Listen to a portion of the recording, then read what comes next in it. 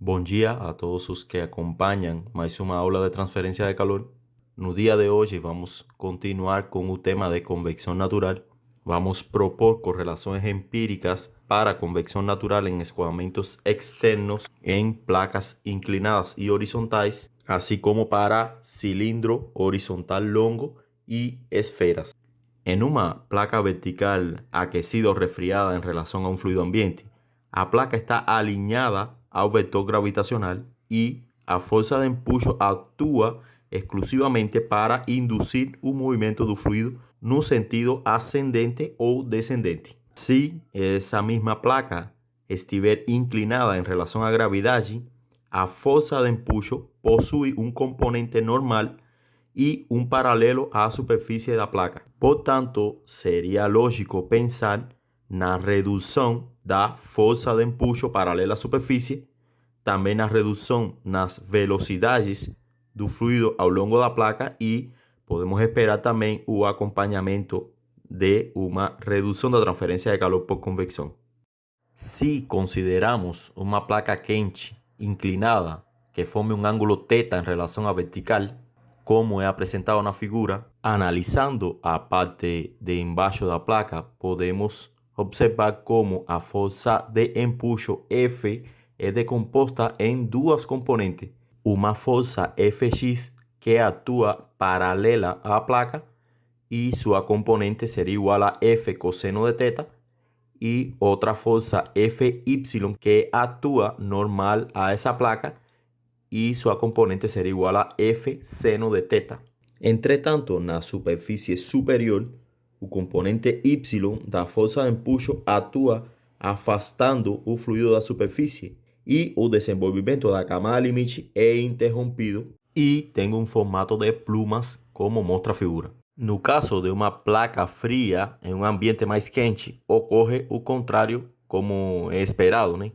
A camada limite sobre a superfície superior se mantém intacta, com um fluxo mais fraco na camada limite e, portanto, uma taxa de transferência de calor menor. E a camada limite sobre a superfície inferior é rompida em forma de pluma. Neste curso, só vamos a estudar o caso no qual a camada limite permanece intacta, é dizer, na superfície inferior de uma placa quente ou na superfície superior de uma placa fria. As relações do número de Nusselt para as outras duas superfícies devem ser pesquisadas em outras bibliografias. Então, quando a camada limite se mantém intacta, o número de Nusselt pode ser determinado a partir das relações para placas verticais, desde que G na relação do número de Rayleigh seja substituído por G cosseno de θ, como mostra a equação, sempre que o ângulo θ seja menor ou igual a 60 graus. A taxa de transferência de calor a partir ou para uma superfície horizontal depende da superfície, se está virada para cima ou se está virada para baixo. Em qualquer caso, a força de empuxo é exclusivamente normal à superfície e os padrões de escoamento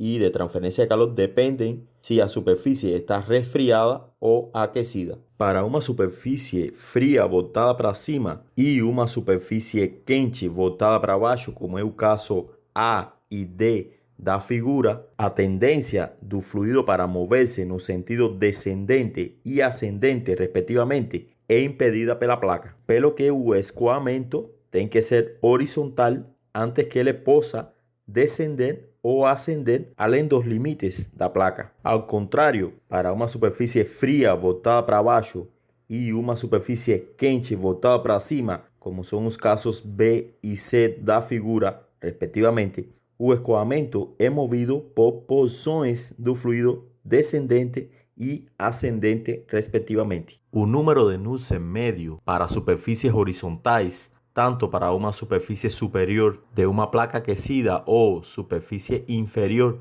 de uma placa resfriada, como para a superfície inferior de uma placa aquecida ou superior de uma placa resfriada, pode ser calculado pelas equações aqui apresentadas, só alterando a forma do comprimento como a área da superfície sobre o perímetro. Portanto, o comprimento característico ficaria como a aresta dividido 4 para uma superfície horizontal quadrada e o diâmetro dividido 4 para uma superfície horizontal circular com diâmetro D.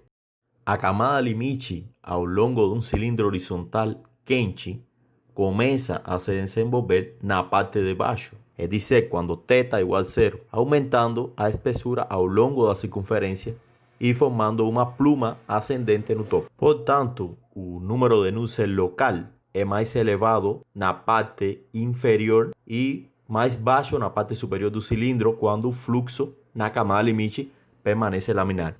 O oposto é também verdadeiro no caso de um cilindro horizontal frio em um meio mais quente e a camada limite, nesse caso, começa a se desenvolver no topo do cilindro e termina com uma pluma descendente na parte inferior. Se for considerado um cilindro isotérmico, a correlação de Morgan pode ser utilizada e as constantes C e N podem ser obtidas em função do número de Rayleigh da tabela aqui apresentada.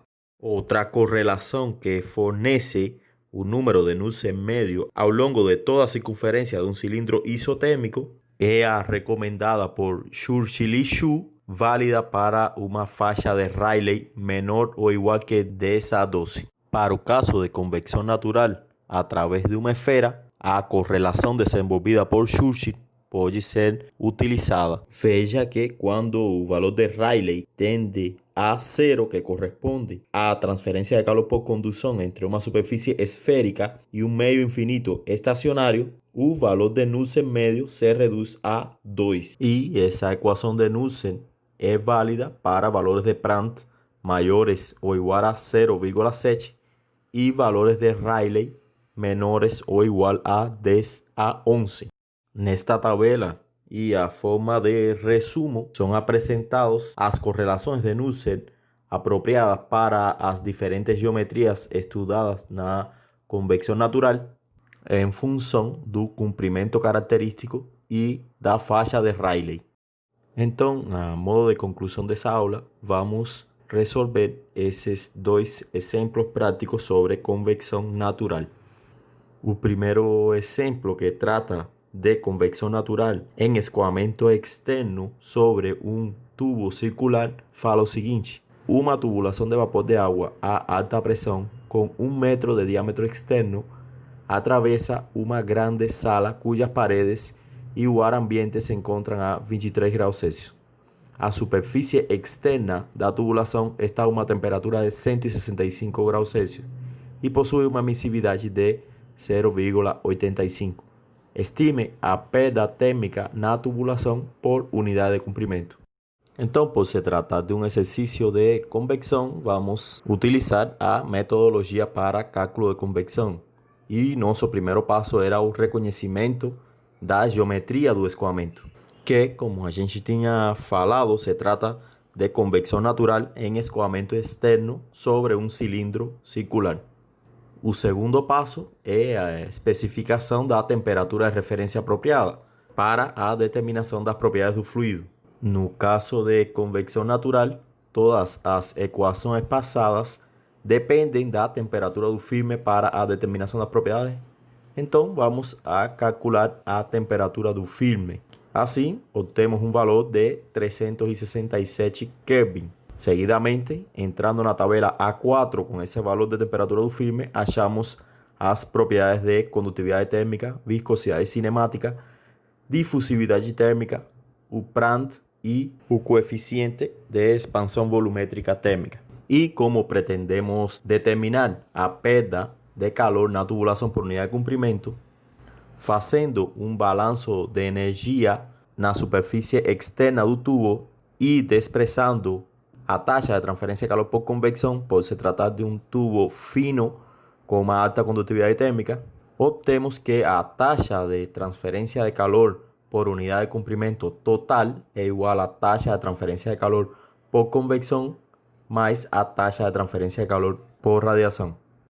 Então, seguindo com a nossa metodologia, vamos a determinar a condição do escoamento. E, por se tratar de convecção natural, então vamos a determinar o número de Rayleigh. E, substituindo os valores, obtemos um valor de Rayleigh de 5,073 vezes 10 a sexta. Então vamos a selecionar a correlação de Knudsen proposta por Churchill e Shu. Também pode ser selecionada a correlação proposta por Morgan, que depende do número de Rayleigh e das constantes C e N. Então, substituindo os valores de Rayleigh e Prandtl na equação de Churchill e Shu, obtemos um valor de Knudsen médio de 23,3. Uma vez calculado o Knudsen médio, obtemos um valor de coeficiente convectivo médio de 7,29 watts sobre metro quadrado Kelvin. Uma vez calculado o coeficiente convectivo médio a través de toda a tubulação, vamos substituir na equação do balanço de energia e obtemos uma taxa de transferência de calor total por unidade de comprimento desse tubo de 766 watts sobre metro. Veja que o valor da taxa de transferência de calor por radiação é muito próxima da taxa de transferência de calor por convecção natural, pelo que, e como tínhamos comentado antes, não é muito acertado de expressar as taxas de transferência de calor por radiação em problemas de convecção natural. O segundo e último exercício que trouxe para hoje é o exemplo 26 e fala o seguinte: um escoamento de ar a través de um longo duto retangular de aquecimento con 0,75 metros de largura por 0,3 metros de altura mantém a superfície externa do duto a uma temperatura de 45 graus Celsius. Se o duto não possui isolamento térmico e está exposto a ar a 15 graus Celsius no porão de uma casa, qual é a taxa de perda térmica no duto por metro de comprimento, expressando os efeitos da radiação? Bom, para a resolução desse problema, vamos continuar com a metodologia como em qualquer problema de convecção. Primeiramente, podemos observar que a perda térmica pela superfície se dá por convecção natural nas laterais verticais e nas superfícies horizontais superior e inferior desse duto, pelo qual vamos a dividir esse duto em duas superfícies laterais e uma superfície superior de uma placa aquecida e uma superfície inferior de uma placa aquecida, para as quais temos as correlações empíricas que nos permitem determinar o coeficiente convectivo médio através de cada uma dessas geometrias e assim a somatória das taxas de transferência de calor perdidas por cada uma dessas superfícies seria igual à taxa de transferência de calor total através desse duto para o porão da casa. Então, conhecendo a geometria do escoamento, vamos a especificar a temperatura de referência, que seria a temperatura do firme, e achamos um valor de 303 Kelvin. E entrando na tabela A4, com essa temperatura do firme, achamos as propriedades termofísicas do ar, que são a condutividade térmica, a viscosidade cinemática, a difusividade térmica, o número de Prandtl e o coeficiente de expansão volumétrica térmica. Uma vez calculadas as propriedades, vamos à determinação da condição do escoamento e para isso vamos calcular o número de Rayleigh. Como o comprimento característico não é o mesmo para cada uma dessas geometrias, vamos deixar esse número de Rayleigh em função do comprimento. Então, primeiramente, vamos começar pelas superfícies laterais desse duto, que são duas placas verticais e a gente conhece as correlações empíricas para este caso. Para o caso de placas verticais, o comprimento L seria igual a H, que seria igual a 0,3 metro. Então, calculamos um novo valor de Rayleigh para essa geometria e obtemos um valor de 7,07 vezes 10 a 7, que corresponde a um escoamento laminar. Então, para o cálculo do Knudsen médio, eu vou utilizar a correlação de Morgan, que depende do número de Rayleigh e das constantes C e N, que para um escoamento laminar são de 0,59 e 1/4, respectivamente. E substituindo na equação, obtenho um valor de Knudsen médio de 54,1. Isolando o coeficiente convectivo médio para as superfícies laterais, em função do valor de Nusselt, obtenho um valor de 4,78 watts sobre metro quadrado Kelvin. Então, uma vez calculado o coeficiente convectivo médio dessas superfícies laterais, podemos achar a taxa de transferência de calor por convecção natural por unidade de comprimento dessas duas superfícies, né? A partir da lei de resfriamento de Newton, e obtemos um valor de 86,04 watts sobre metro. Esse valor corresponde à taxa de transferência de calor perdida para o ambiente por ambas as duas superfícies laterais desse duto. Então, agora vamos a determinar um novo valor de Rayleigh, tanto para a superfície superior de uma placa aquecida como para a superfície inferior de uma placa aquecida. E como foi estudado na aula de hoje, o valor do Rayleigh para essas duas geometrias depende do comprimento característico, que é igual à área da superfície dividido o perímetro. E então, como o exercício fala que se trata de um duto longo, a gente vai considerar aqui que o comprimento desse duto é muito maior que a largura e, portanto, a divisão L dividido W mais L vai ser igual a 1. Portanto, podemos considerar que o comprimento característico é igual a W sobre 2, que seria igual a 0,375 metros. Assim, vamos substituir esse comprimento característico na equação de Rayleigh e obtemos um valor de 1,38 vezes 10 a 8. Então, uma vez obtido o valor de Rayleigh e o valor do comprimento característico, vamos utilizar a correlação correspondente para esse tipo de geometria e achamos um valor de Nusselt médio de 77,5.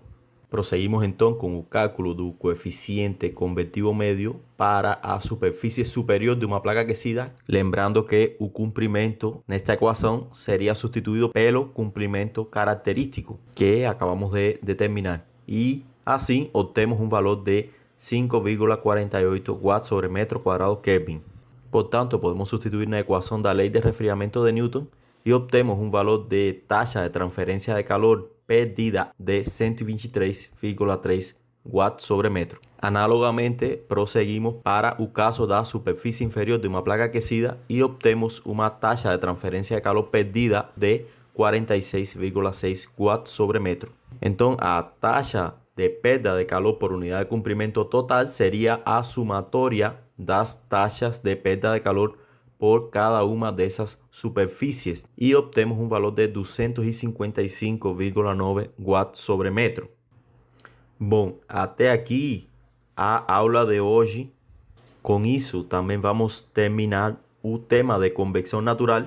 Nos livros base desse curso podem ser achadas algumas outras geometrias estudadas para convecção natural, como a convecção natural no interior de canais e espaços confinados, assim como entre cilindros concêntricos e esferas concêntricas. Na próxima aula, vamos começar com o projeto, dimensionamento e cálculo de desempenho de trocadores de calor. Então, até aqui a aula de hoje. Agradeço a todos pela atenção e até a próxima. Tchau.